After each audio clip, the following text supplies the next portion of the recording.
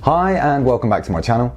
So today I'm going to talk about financial goals you may want to consider before you're 30. Now if you're over 30, don't worry, but you may want to consider these at some point because at the end, age is just a number. If you enjoy this video, then I'd really appreciate an early thumbs up as it really helps with the YouTube algorithm so that my content can reach more people.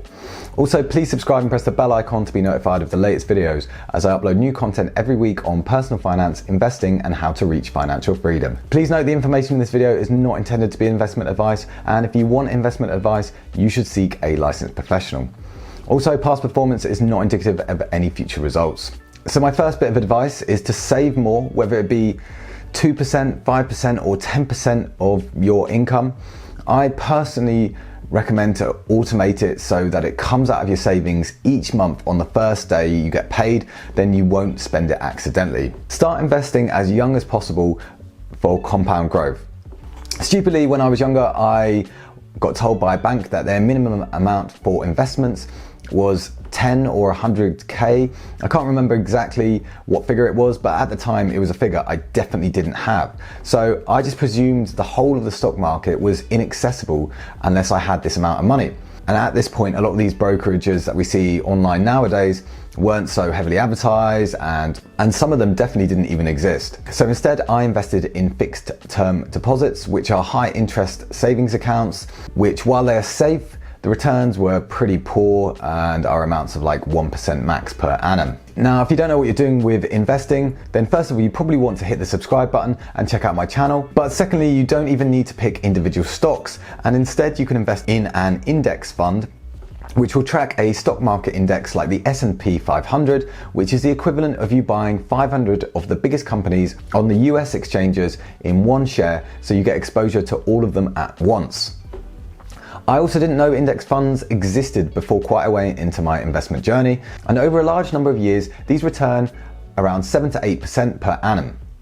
So that's not saying each year is 7 or 8%, but one year could be 10%, another year could be 6%, another year could be -2%, but on average, over say 10 or 20 years, it ends up being about 7 or 8%. I do a video in depth on this showing how most people can become a millionaire just by saving small amounts using compound growth, which I'll put a link to up here and in the description below, but it's really worth a watch, and this is how I personally plan to become a millionaire. Hopefully, anyway. My next piece of advice is to live within your means. Yes, it's nice to have the latest kicks, designer gear, or the latest phone or new technology, but it does come at a cost. Don't get into debt spending money you don't have, and try not to impulse buy, and don't buy non-essential items. Getting into debt can become a real problem to get out of. A few of my friends when we were younger massively regret getting credit cards. So if you're the kind of person who is dangerous with one of them, then I advise you do not get one. If you're going to get a credit card, you need to make sure you pay it off in full as soon as you buy stuff with it. That way you reap the rewards of the credit card. Also, I would massively avoid payday loans. These are a nightmare, and one or two of my friends got caught up in a world of debt paying these off. And even the government has changed the laws on these over the years, so that's saying something about how bad they were. Now, I don't know how bad they are nowadays, but from my knowledge historically, I would say avoid these like the plague. Now, also, if you're a liability with your bank card, then perhaps don't take that card out with you on a night out. When I was younger, chip and pin wasn't as big a thing, so you always got cash out at the start of the night and you knew how much money you took out with you. Tapping a card or chip and pin is dangerous when you're drinking because realistically, who is counting how many drinks they have? At least with taking cash physically out of bank, you have a limit on how much you can spend and you're less likely to start buying rounds of shots for all your mates. Perhaps consider leaving that card at home. Another piece of advice is don't buy a new car. They just devalue so much the minute you drive it out the showroom.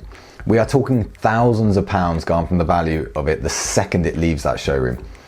And leasing a car or getting a car on hire purchase is not worth it at this point in your life. If you want a flash car, I can guarantee you can probably find one secondhand without buying one new, but still, when you're young, you're more likely to crash a car. There is a reason insurance is higher on nicer cars when you're younger.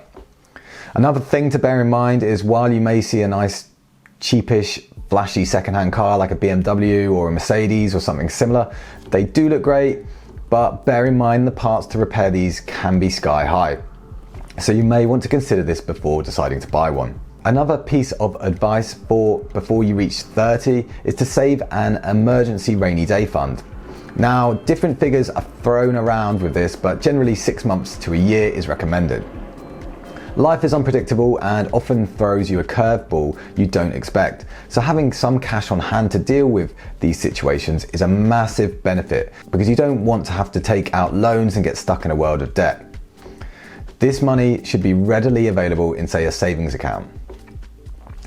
Another piece of advice for before you reach 30 is something I am guilty of personally, and this is paying into a pension from as soon as you possibly can. It will definitely help in the long run, and the sooner you start, the sooner you can retire and possibly bring your retirement age down from 65 to perhaps 60 or even earlier. Now, this one may not be applicable to everyone, but putting a deposit down on a flat is something I massively wish I had done. Now, I can't comment on everyone's circumstances, but where I live, as it's an island, the supply of housing is limited. And because of supply and demand, it has now driven average housing prices to higher than London costs. I got a notification on my phone the other day saying the average UK house price is about 250 grand.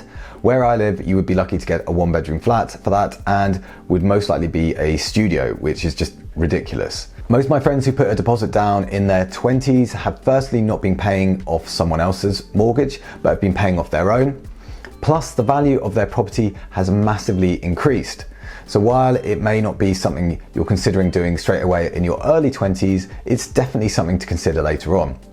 Also, while you're younger, you're definitely better off living with friends to save money, plus it's way more fun. And one final recommendation is to invest in yourself, furthering your education so you can be paid on how specialized you are or how irreplaceable you are is worth doing. Learn a skill that you enjoy, invest in books, courses, and learn more so that one day you can do something you love. So I hope you enjoyed this short video. I'm sure there are numerous other good steps to take before you're 30. So if you've got any suggestions, then let us know in the comments below.